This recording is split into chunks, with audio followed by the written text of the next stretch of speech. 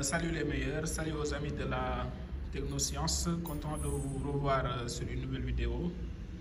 C'est votre ami Mohamed Ndiaye, étudiant en ingénierie des systèmes électroniques à l'Institut supérieur du génie appliqué. Aujourd'hui, on est là pour faire une petite vidéo sur réseau et locaux industriels. L'objectif de cette TP, c'est de connecter, c'est de mettre en réseau deux automates S7-300 mètre-mètre. Ok, pas maître esclave, mais plutôt maître-maître.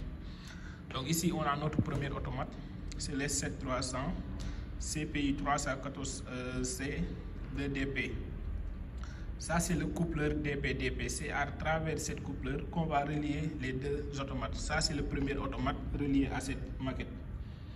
Ok, voici notre deuxième automate. Lui aussi, c'est un automate de même CPU que notre premier automate. Ça, c'est un automate S7-300 de CPU 314C de DP. Ok, ici, il n'a pas de coupleur parce que ici, on a un coupleur qui va nous dériver deux esclaves, esclave 1 et esclave 2. L'esclave 1 sera connecté avec le PC, c'est-à-dire le maître 1. On va nommer cet automate maître 1 et l'esclave 2. On va le configurer avec, on va l'affecter avec le PC, du moins l'automate 2. Ok, bon, juste une petite remarque pour la configuration du coupleur sur l'application. Bientôt, je vais vous montrer ici ces borniers là que vous voyez. J'espère que vous le voyez. Vous voyez 1, 2, 3, 8 jusqu'à 64.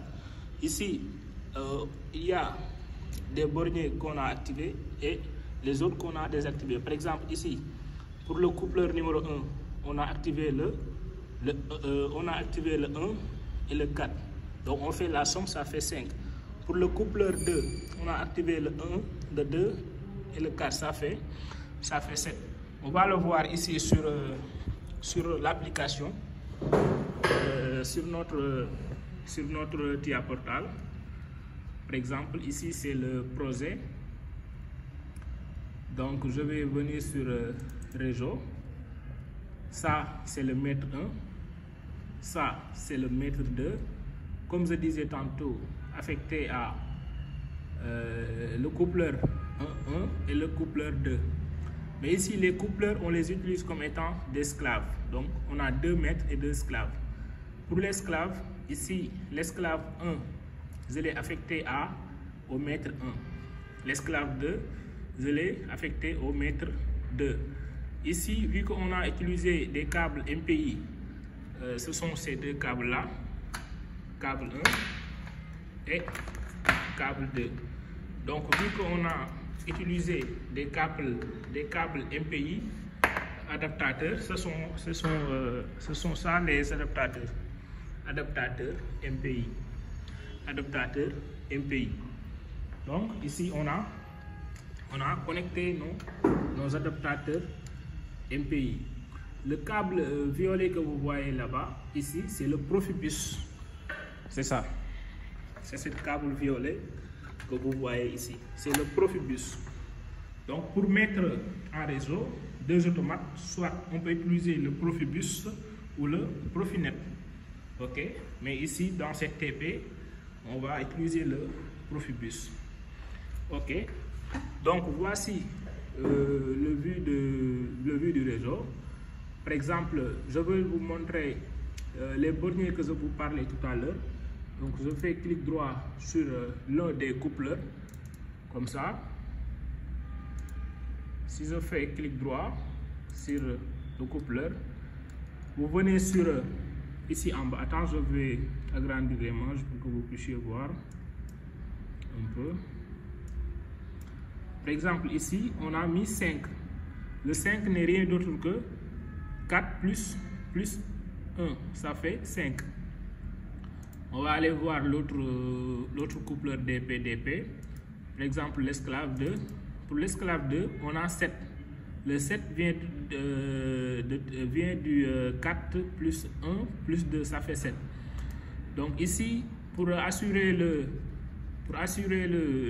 transfert, Donc on a inséré des zones de transfert qui sont sorties, on l'a attribué à l'octet 1, l'entrée, sortie, entrée.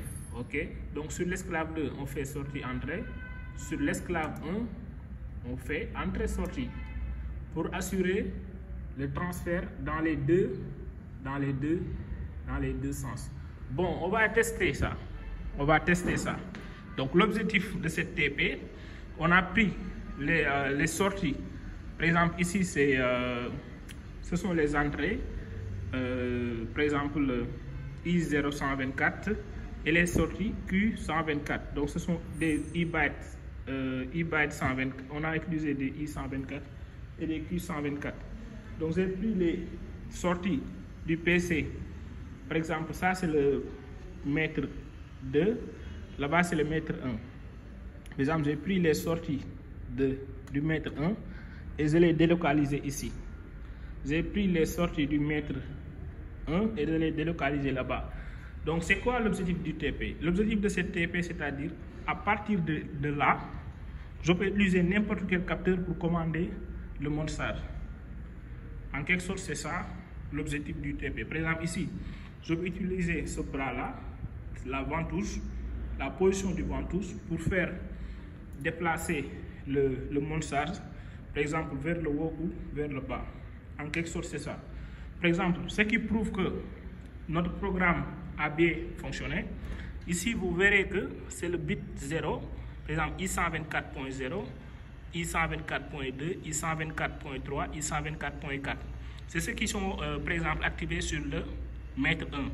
C'est la même chose qu'on va retrouver sur le mètre 2. Par exemple, on a sur le mètre 2 I124,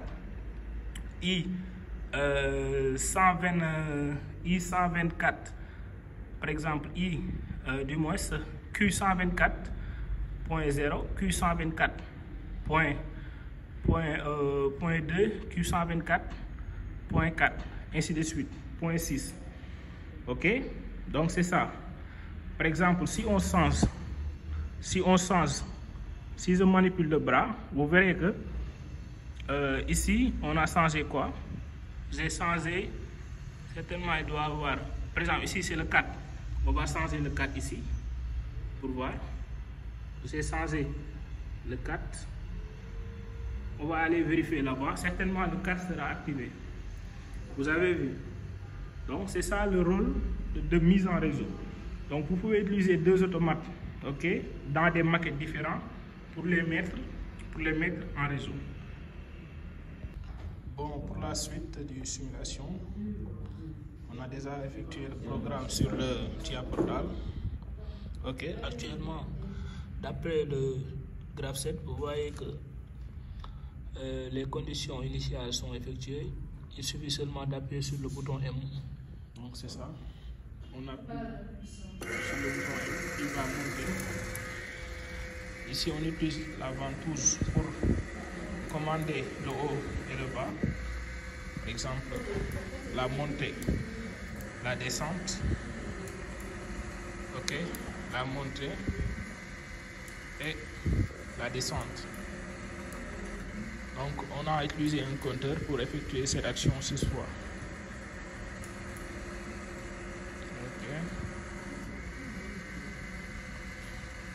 En quelque sorte, c'était ça le but du TP.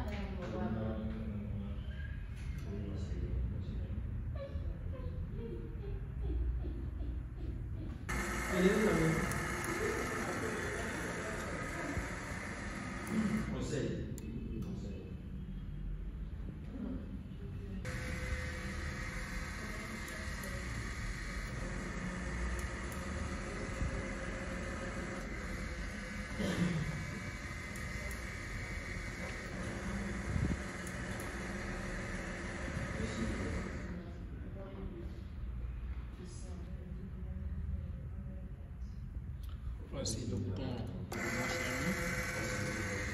Donc, c'est ça qui commande actuellement la montée et la descente. Donc,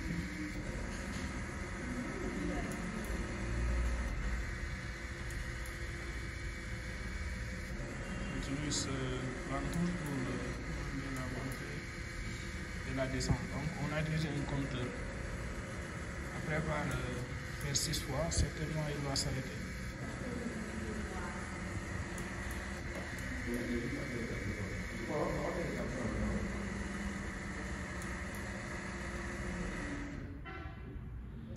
Ok, c'est ça. Bon, après avoir